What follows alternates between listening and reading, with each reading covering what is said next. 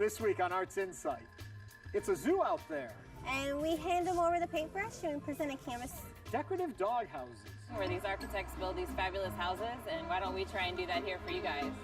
A New World spin on a Shakespearean classic. Shakespeare is a gift that we have to continue as artists to deliver back to the people. Performance at the park.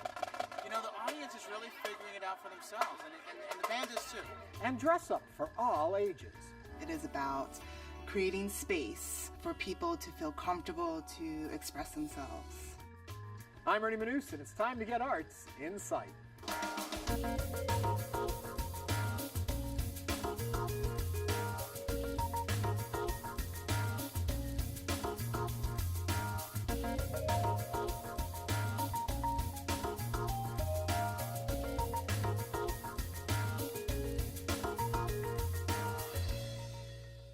Lions and tigers and art, oh my.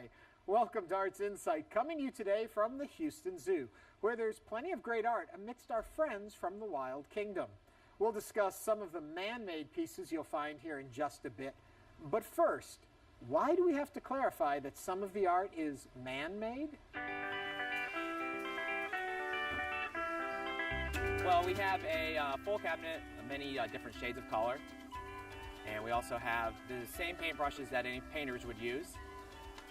We use this canvases that we can get at any hobby store.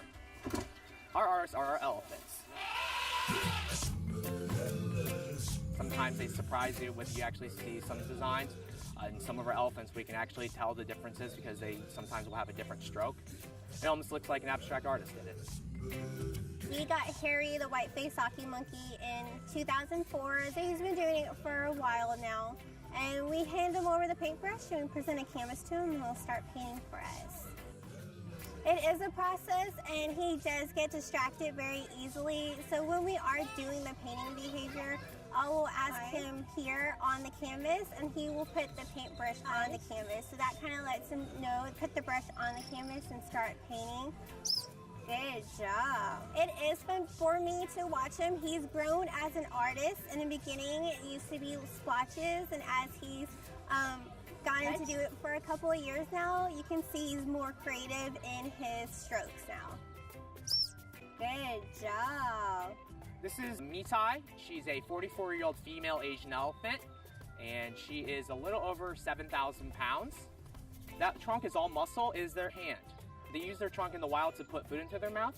And so it's a very similar muscle process that they would use to paint. Front here, they have a little digit at the top of their trunk, and they're gonna use that to grip onto the paintbrush, and then they'll just kind of make a swiping motion that is across the canvas. That motion is very similar to how they're gonna grab hay or how they're also gonna throw sand on their backs as well, because they do that every day. You know, it works out their trunk dexterity. It's also really good to we're teaching our young ones to do as well, helps them learn how to use their trunk. So it's a mental and a little bit of a physical stimulation as well. Monet, trunk here, Monet paint. A lot of our elephants do enjoy the painting, and they get enjoyment out of using that trunk and creating something. All right, Monet. Since they're in a captive setting, we really want to enrich them. In the wild, these guys will be busy moving from tree to tree, eating, investigating their natural habitat. We don't want them to get bored, so we provide them tons of enrichment and tons of training too.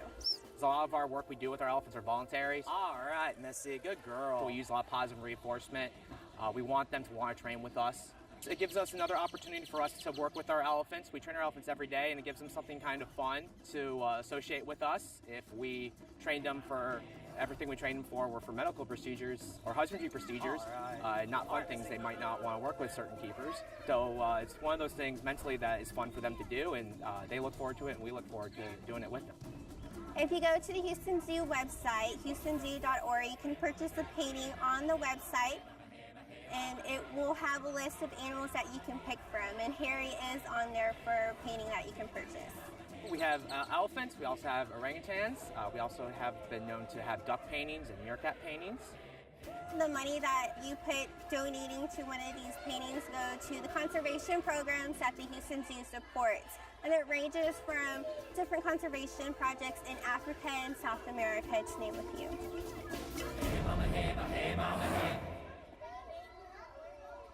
Welcome back to the Houston Zoo, where we'll switch gears from socky monkeys to sculptures. You know, the zoo opened its doors in 1922, and since that time, an impressive array of sculptures have become part of the zoo experience. Here to tell us more about them is the zoo's Sarah Atwood. Hello, Sarah. Hi there. So what do you think it is that enriches the experience at the zoo by having the art here? Well, it's great to have public art, but I also see lots of families taking their family photos in front of the art, and I think it's really important. We also see a lot of school groups throughout the year, and a lot of times it's their first introduction to big art sculptures. And the cool thing is that people can kind of interact with these sculptures. They're not far and away and in a museum setting. Correct. You can definitely interact with them. You can touch them, sit on them, take your photo by them. So how did you guys come to have these? Most of the art was donated to us either by private donors, mostly Houstonians, or came from the Houston Art Alliance. And many of the art pieces were donated in the early 1900s all the way into the 2000s. How many pieces roughly do we have in the park? There's a little under 20 pieces, but as we continue to grow and build new exhibits, we will continue to add sculptures and new art pieces as well. Okay, what's the most popular one? I would say the most popular one is Robert Fowler's African elephant statue, which is the big one outside the gates. The big one, yeah. That statue actually is a life-size African elephant, and it's made out of steel, and it weighs about 5 tons. It's impressive, and as you walk up to our medical gate entrance, you can take your photo by it, and especially driving by at night, it's lit up, so it's probably our most popular. You talk about taking your photo with it. There's also a wonderful turtle or a tortoise that's crawling along with a little girl and a dolly on it. Yes, yeah, Dolly's Ride, and that is great too. That's made out of bronze, and that was donated by Houston's first doll club. Really? Yeah, and they have, and that was in the mid-90s, and there is a little girl with her rag doll riding on top of a Galapagos tortoise. And I can see the top of her head. A lot of people have rubbed their hands on the top of her head, I think. Definitely, well loved. Sarah, to find out more about all of this, where can they go? You can definitely visit the Houston Zoo's website, which is www.houstonzoo.org. Up next, we'll stick with our animal theme to show you how architecture makes being sent to the doghouse a good thing.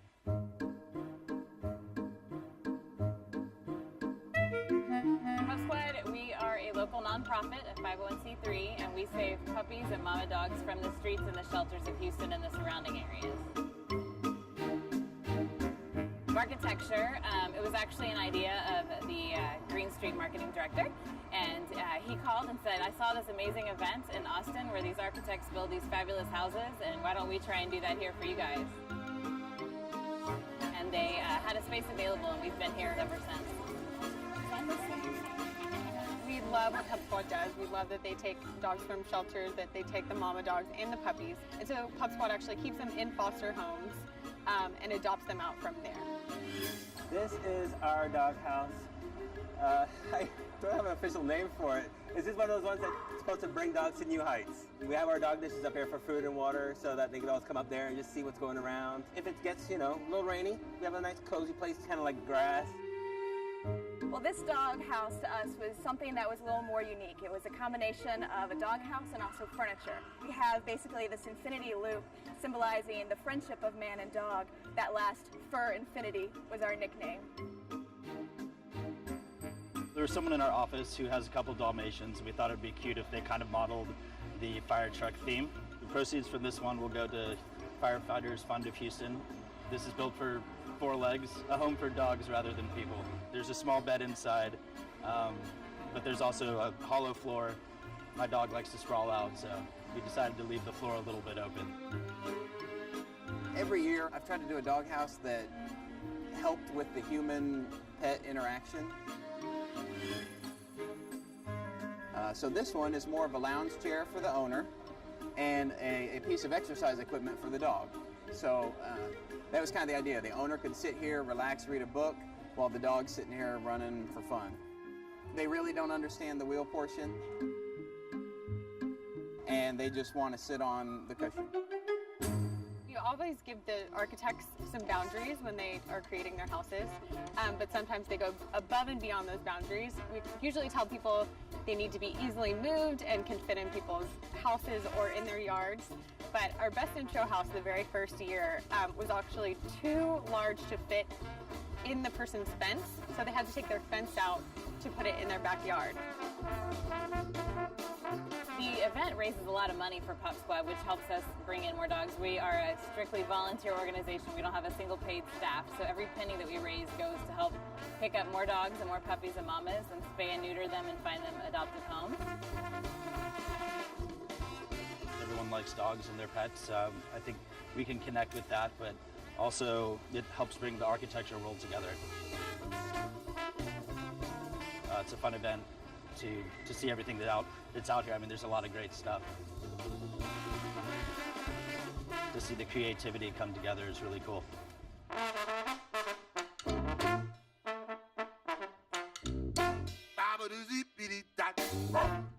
For more on Barkitecture Houston and Pup Squad Rescue, go to pupsquad.org.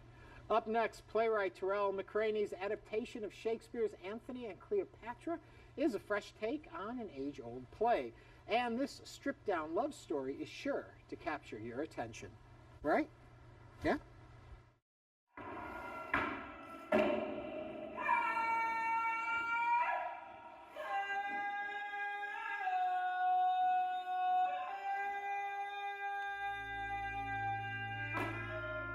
We're the co-producers, along with the RSC, the Royal Shakespeare Company in the UK, and the Public Theatre in New York City, of Terrell McCraney's edited version of Shakespeare's Antony and Cleopatra. Show him your hand. Bring him the banquet quickly. Wine enough, Cleopatra's health to drink. It's perfect, really ideal to see this production right here in this space in Miami, and there's not a bad seat in the house. Sent his powerful mandate to you. The idea to set the play in Haiti during the French Revolution, or Haitian Revolution, revolt from the French, it was important to me to find a way to make sure that narrative spoke to my most instinctual history, the history that I grew up around, history about the island of Hispaniola, the island of Santo Domingue, the island of Cuba, of the Bahamas. All of those histories were immediate and visceral in my cosmology. So what I wanted to do was make sure that if I was going to do a play like Antony and Cleopatra, that history still spoke to the people in my community. To be in Miami, where he's from, and close at least to the Caribbean, to Haiti, where it's set, and to be feeling this heat and the very particular flavor of Miami, close, as I said, to where we're setting our action, feels like it gives it an extra depth. It's great. This version of Shakespeare's play is, I think, one that anyone can understand, and I hope anyone can be viscerally gripped by, because I think it's properly exciting in a way that only theatre really can do at its best. Where is he? I did not see him since. See what he is, who's with him, what he does. It's a very fun, interesting, sexy, crazy, story. So I think a lot of people will be able to relate to it, and especially because of the Haitian culture that's here in Miami. So I'm really excited to see how they'll respond to it.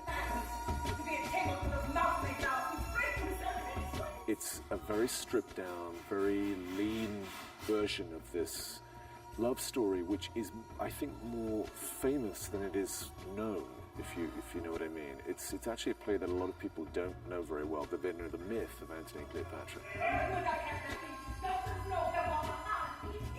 My duties are to bring life to certain objectives and scenes that need movement to give full disclosure of what is happening during that time period of Haiti and France, where you have ballet and you have movements of the African diaspora in Haiti. When we're in Haiti, we actually sort of speak in Haitian dialects, and then when we're in France, we're using mostly like British dialects, because most of the actors who are in sort of the French court are British. Shakespeare's free, mostly because he's dead. That's no shade to Shakespeare. We love him, but his work is public domain.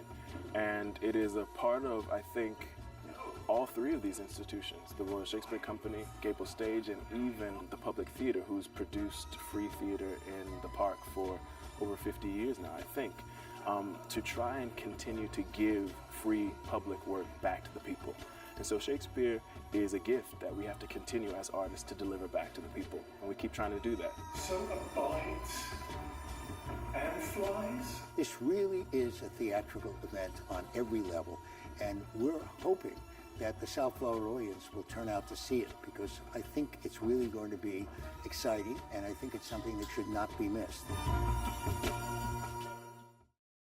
To find out more about this production, visit the Royal Shakespeare Company's website at rsc.org.uk. Daniel Bernard Romaine, or DBR, is currently the artist in residence at the University of Houston. And as we saw last year, his unique style breaks down the barrier between the artist and the audience. 1, 2, 3, yes. I'm an American composer. I'm a Haitian-American composer. But I think today, black composer works, because I'm doing black classical music. I'm using drum kits. I'm using a composer's response to rock and hip-hop and Haitian music. I'm using things that are, in its roots, something that speaks to R&B and soul and rock music. I'm not doing Eastern European classical music. Both of my parents are from Haiti. Haitian music is very melodic and very percussive. You know, it really is a marriage between things that are very tonal and beautiful in that sense, and things that are very angular and percussive, and they come together. I live in Harlem on 135th Street and 5th Avenue. Right now, there are men on that corner drinking, hanging out, talking about the world. They're not using the King's English, but they're talking about the world. And if you want to talk with them, you have to be able to speak their language, slang. Right now, at the University of Houston, there are similar conversations going on, probably using the King's English, you know? I want to participate in both of those conversations and then write a piece about it. I think that as a black composer, it is actually my responsibility and obligation to seek out those voices that are not necessarily seen or heard and put them on the stage right next to me. As my good Haitian mother would often remind me, yeah, somebody gave you a spotlight, but can you spread that spotlight out and let it shine on others?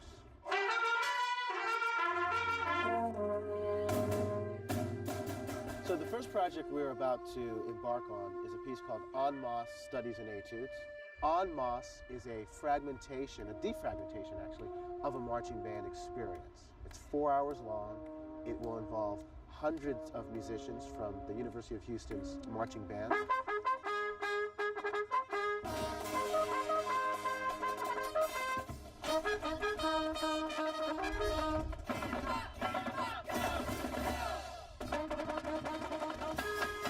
You will see and hear hundreds of musicians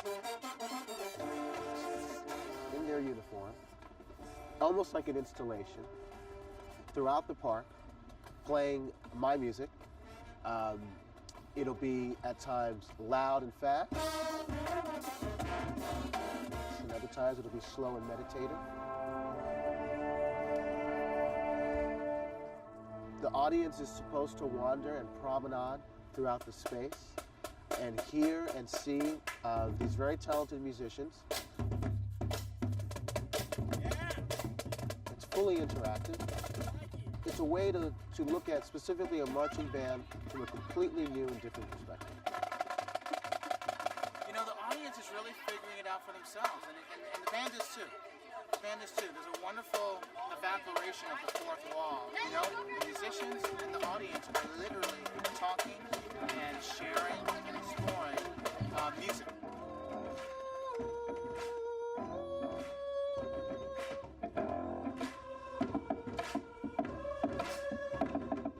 fun. Performing arts are sometimes relegated to something that's kind of cerebral and thick and dense and heavy. That's not what this piece is about. This is something that is good and good-natured, and you know, it's for adults as much as it's for children. You know, and I have a young son, and I'm oftentimes trying to see the world through his eyes, which everything is magical, everything is full of wonder. So that's what this piece is about. It speaks to the world, not as it is, but as it should be. And that we all have a voice, and that it should be heard.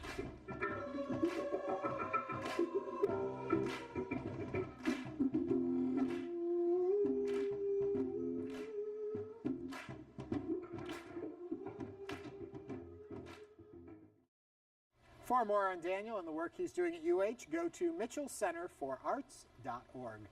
Up next, let's go to Ohio, where one artist invites everyone, both young and old, to play dress-up.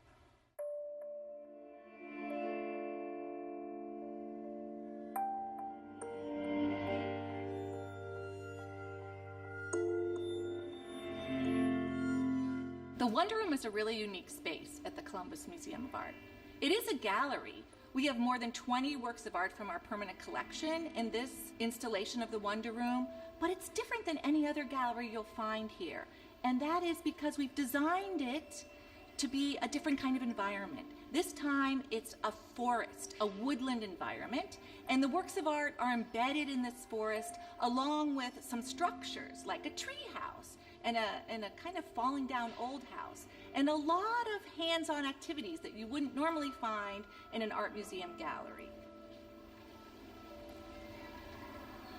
We believe that creativity is for everyone. We want our visitors to have a chance to demonstrate creativity in the space, but we also want to model creativity using local artists. People often ask us, well, there are a lot of local artists. How did you choose? How did you select these 8 local artists? And there's not just one answer to that. I think we came about these 8 artists in many different ways. Some of them I've worked with before, or I know who they were.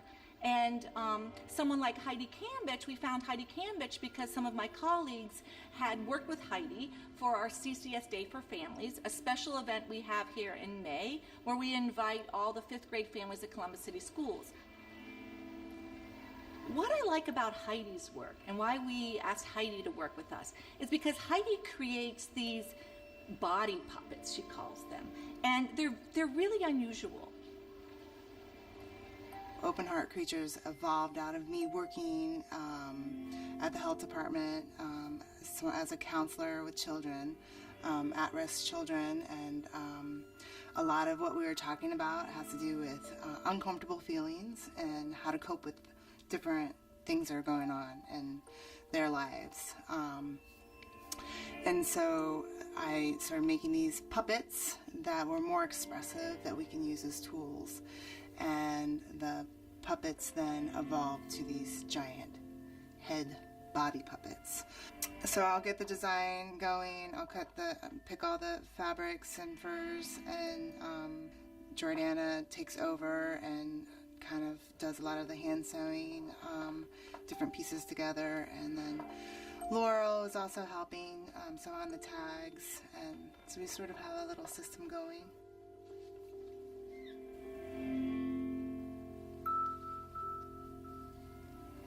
Trying the pieces on throughout the different stages really helps the process, because then it helps us figure out, and we try it on half complete on each other to figure out if it's going to fit, how it's going to lay, not just on a mannequin but on each other. And that's the other piece that's very tricky about this, is I'm wanting to make pieces that are a universal fit for children and adults to try on.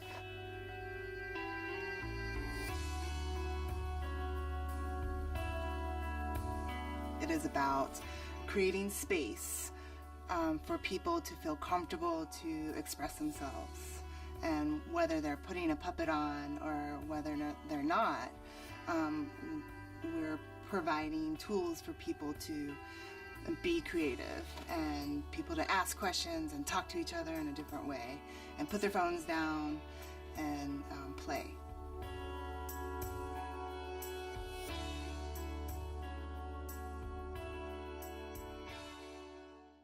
To learn more about Camish's installation, visit columbusmuseum.org. And that's a wrap from the Houston Zoo. Join us next week for another exciting episode of Arts Insight. For all of us here at Arts Insight, I'm Ernie Manous. Thanks for watching, and have a great week.